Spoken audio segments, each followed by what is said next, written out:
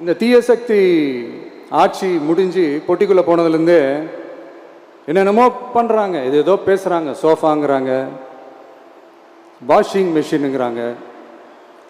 இந்த அரசியல் வியாபாரம் பண்ணுறதுக்கான அந்த வெண்டிங் மெஷினே அவங்க தான்.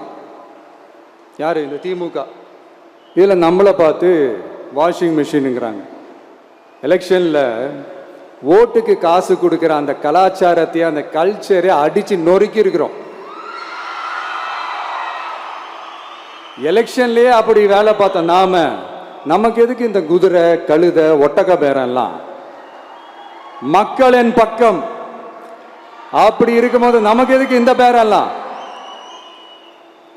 இந்த திருட்டு திமுக ஆட்சியை வச்சுக்கிட்டு ஊரடிச்சு ஒலையில போட்டு இந்த கொள்ளையை அடிச்சதுனால தான் உங்க கரூர் கம்பெனி ஓனர் ஒருத்தர்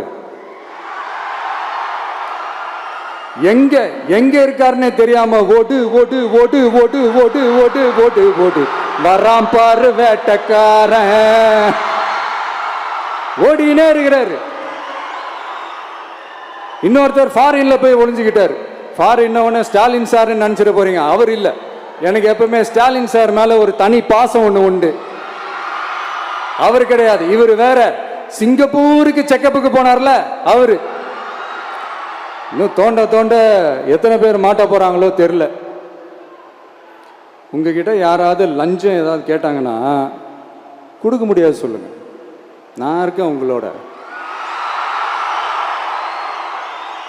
அப்படியே ஃபோர்ஸ் பண்ணாங்கன்னா இது எங்க மகன், எங்க புள்ள, எங்க அண்ணன், எங்க தம்பி, எங்க விஜய், எங்க விஜயோட ஆட்சின்னு ஸ்ட்ராங்கா சொல்லுங்க. மக்களை நீங்க கூட இருக்கும் போது லஞ்ச ஊழல் மட்டும் இல்ல, அதிகாரத்தை வச்சு ஆட்டம் போடுற யாரா இருந்தாலும் அடங்கிடுவாங்க. இந்த கடமை, கண்ணியம், கட்டுப்பாடுன்ட்டு ஒரு காலத்துல கொள்கையோடு இருந்த கட்சியெல்லாம் இன்னைக்கு எப்படி இருக்கான்னு உங்களுக்கே தெரியும்.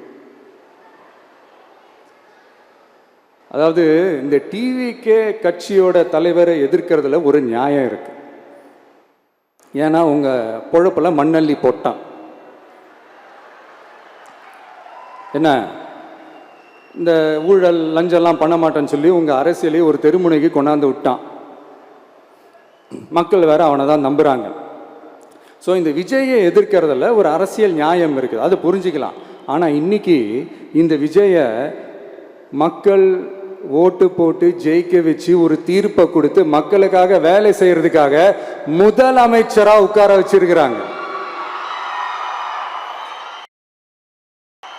இன்னமும் நீங்க தான் ஆட்சியில் இருக்கிற மாதிரி விஜய் கரூருக்கெல்லாம் போகக்கூடாது, விஜய் இங்க போகக்கூடாது, அது செய்யக்கூடாது, இது செய்யக்கூடாதுன்னு எனக்கு புரியலையே. ஆட்சியில் இருக்கும் போது தான் இவ்வளோ கட்டுப்பாடெல்லாம் போட்டீங்க, எஸ்ஓபிஸ்லாம் போட்டீங்க, ஸ்டாலின் சார் ஆப்ரேட்டிங் ப்ரொசீஜர்லாம் போட்டீங்க. இப்போவும் அதே பண்ணிட்டு இருந்தீங்கன்னா என்ன சார் நியாயம்? இல்லை, நான் தெரியாம தான் கேட்குறேன். இன்னும் கனவுலையே இருக்கிறீங்களா? முதல்ல முழிச்சு வாங்க, ரியாலிட்டிக்கு வாங்க. உங்க ஆட்சியெல்லாம் வீட்டுக்கு போய் டிவிக்கேன்னு ஆட்சி வந்து ரொம்ப நாள் ஆச்சு. ஒழுங்கா படி என்று சுப்ரீம் கோர்ட் ஓங்கி மண்டேலியே நறுக்கு நறுக்கு நறுக்கு என்று செம்மட்டியாலே அடிச்சும் இந்த திமுக முழிச்சிக்கல அப்படின்னா அப்ப கொஞ்சம் கஷ்டம்தான்.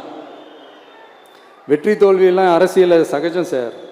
அதுக்காகலாம் வெறி பிடிச்சி இந்த பதவி வெறி பிடிச்செல்லாம் அலைய தேவையில்லை. நல்ல விதமாகவே சொல்றேன், நியாயமான அரசியல் பண்ணுங்க. ஓ, அதுதான் உங்களுக்கு தெரியாதுல்ல?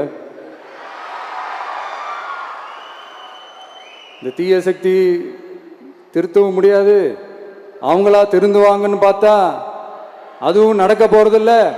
அதனால வரப்போற இடைத்தேர்தலில் மக்களே இந்த தீய சக்தி திமுகவை நல்லா வெச்சு வெளுத்து விடுங்க. கான்பிடண்டா இருங்க மக்களே, நல்லதே நடக்கும், வெற்றி நிச்சயம். மீண்டும் சந்திக்கும் வரை நன்றி, வணக்கம்.